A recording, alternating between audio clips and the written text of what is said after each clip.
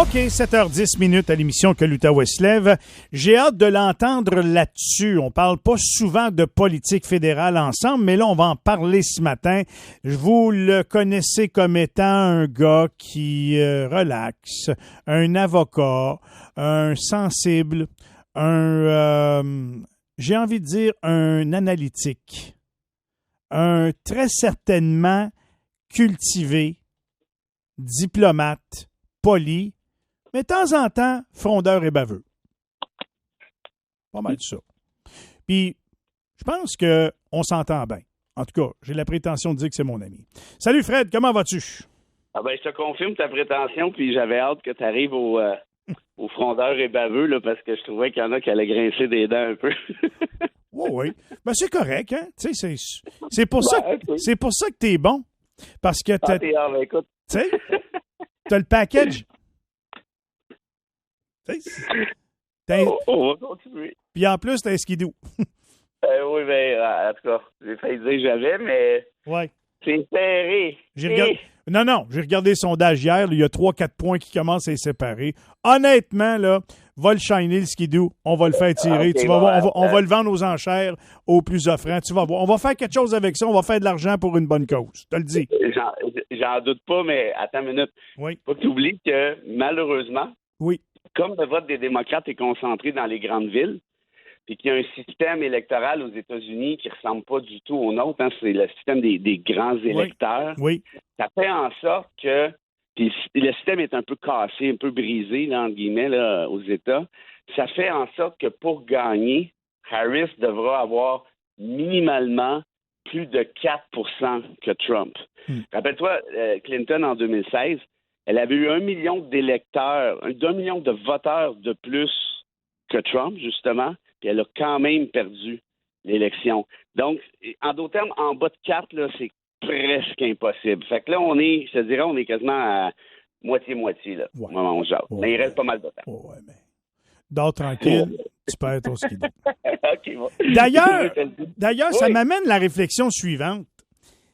Mettons que elle, là, est en avance dans les sondages actuellement en raison d'une seule chose, parce que M. Biden a décidé de faire ceci. Il a décidé de dire, moi, je pense que c'est assez.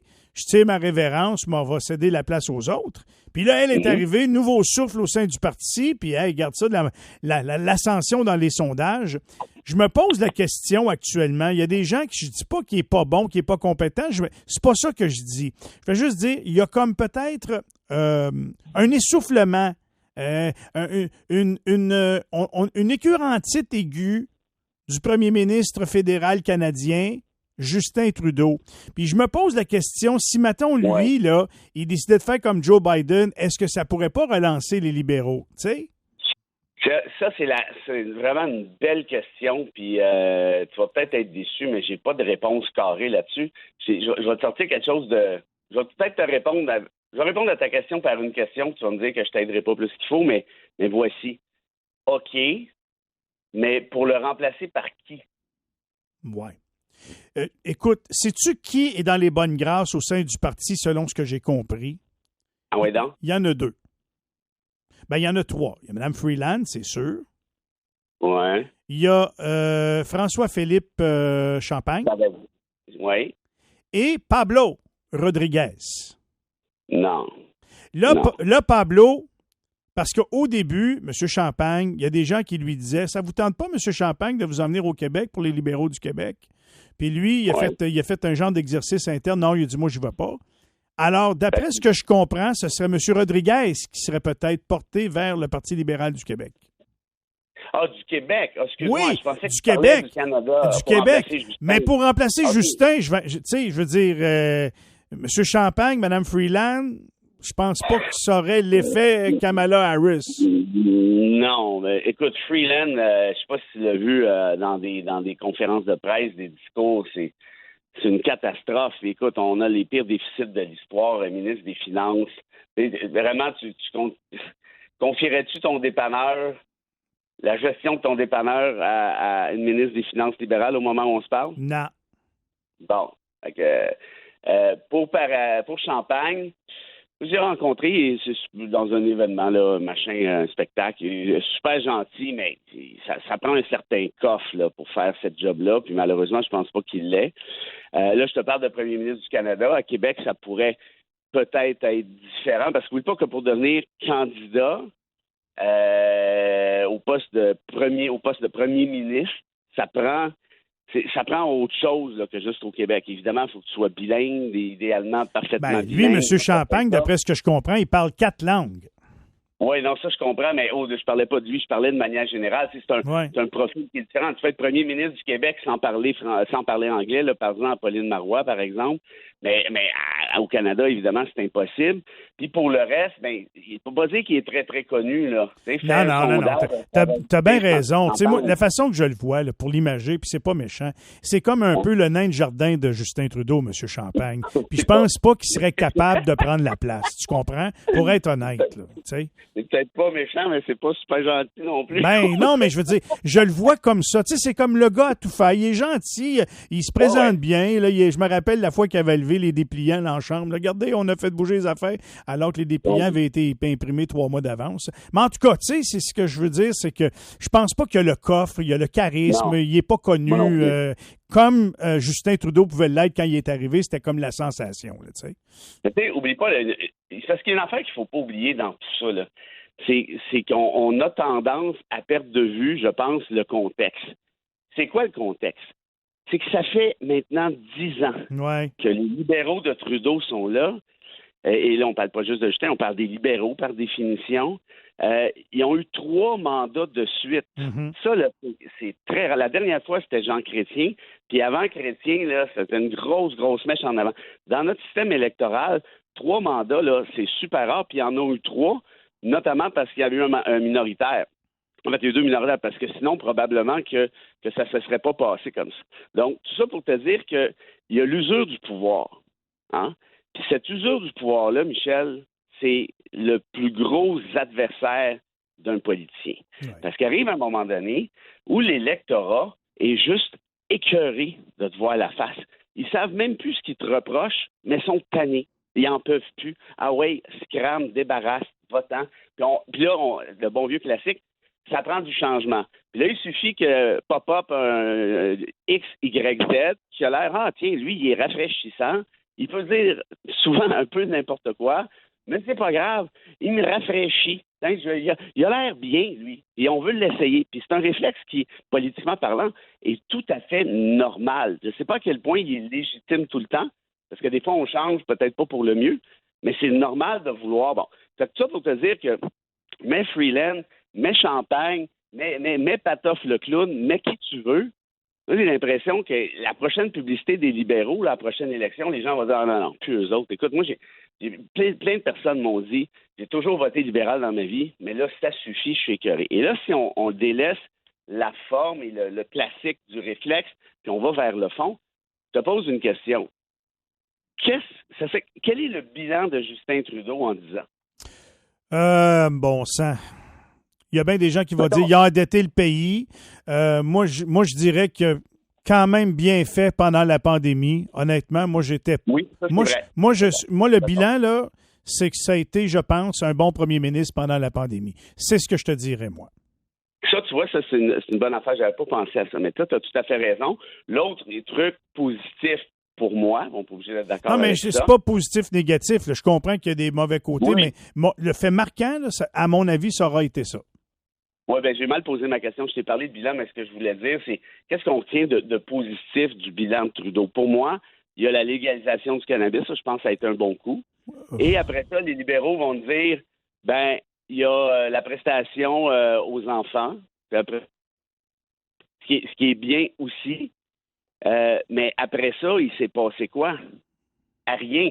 Les gouvernements de Justin Trudeau sont parmi les gouvernements de l'histoire du Canada qui ont eu les plus faibles menus législatifs, donc qui ont produit le moins. Puis on s'entend, on ne veut pas produire pour le fun de produire, mais un paquet de promesses qui ont été complètement bafouées. Rappelle-toi la promesse de réformer le système électoral pour l'envoyer en proportionnel. Ça aurait été fantastique. On a mis la hache là-dedans. On a parlé de répudier la loi antiterroriste, qui est une loi parfaitement anticonstitutionnelle. Ils n'ont pas touché à ça pantoute. En matière environnementale, c'est une catastrophe, Michel. Le Canada est le pays du G7 qui a fait le moins en matière de lutte au changement climatique. C'est le pays où les GES augmentent le plus. Ça, c'est un bilan très négatif, à mon avis. Ça, effectivement, c'est très mauvais, ça. Tu as vu les flops cet été, puis là, il est allé chercher Stephen Guilbeault, parce que Guilbeault, il est vert. Ça faisait 15 ans qu'il n'avait pas été vert, mais là, regardez, là, il est vert. Il l'a emmené là, ils l'ont mis au patrimoine, la personne comprenait ce qu'il foutait là, et là, après ça, ils l'ont mis à l'environnement. Qu'est-ce qu'il a fait à l'environnement? Il a approuvé un des pires projets, sinon le pire projet de l'histoire du pays, à Terre-Neuve, d'un point de vue pétrolier. Ça aussi, c'est une grosse cata. Plus le fait d'acheter un pipeline avec notre argent, une affaire de 10 milliards, pipeline que même les Américains ne voulaient pas. Vieille Reagan tout croche qui tient plus à la route. En d'autres termes, il a fait que dalle en matière environnementale. Puis moi, honnêtement, pour nos enfants, j'y en veux pour ça. Parce qu'il avait l'occasion de le faire, parce qu'il y avait le vent dans les voiles. Autre affaire, d'un point de vue, relations internationales. Ça aussi, c'est une pas pire catastrophe, là. Ouais. Il a, malheureusement, assuré le carnage de l'héritage de son père, Michel. Parce que Pierre Trudeau, on l'aime pas, ça, c'est pas grave, mais d'un point de vue relations internationales, Pierre Trudeau, à ta minute, là, il se tenait debout face aux États-Unis, là, hein? Il avait reconnu la Chine de Mao, il avait reconnu Cuba de Castro, il avait fait des pieds de nez à qui tu veux, à Nixon et compagnie, parce qu'il dit le Canada est un pays indépendant. Il a fait en sorte qu'on embarque dans le G7. Il a créé un paquet d'alliances avec un paquet de pays partout dans le monde. Et qu'est-ce que fait Justin? Bien, essentiellement, il prend 2 chaudières, les 2 chaudières données par Biden et compagnie, puis il se promène avec. Regarde nos relations avec la Chine. Regarde nos relations avec l'Inde. Regarde nos relations avec la Russie avant l'attaque, l'invasion d'Ukraine. Parce que là, depuis, c'est autre chose. Ça a été... Écoute, on a ruiné tous nos liens. Quels sont nos liens maintenant avec la France? Bof. Push. Avec le Royaume-Uni, as-tu déjà vu quelque chose, toi, là-dessus? Non. Push. Avec l'Afrique, avec l'Amérique centrale, avec l'Amérique latine. Bref, on est vu comme le petit water boy, le porteur d'eau des États-Unis. Puis, bien franchement, ça... Moi aussi, ça me désole. Puis sérieusement, pourquoi? Parce que le Canada était... Promène-toi n'importe où dans le monde, là.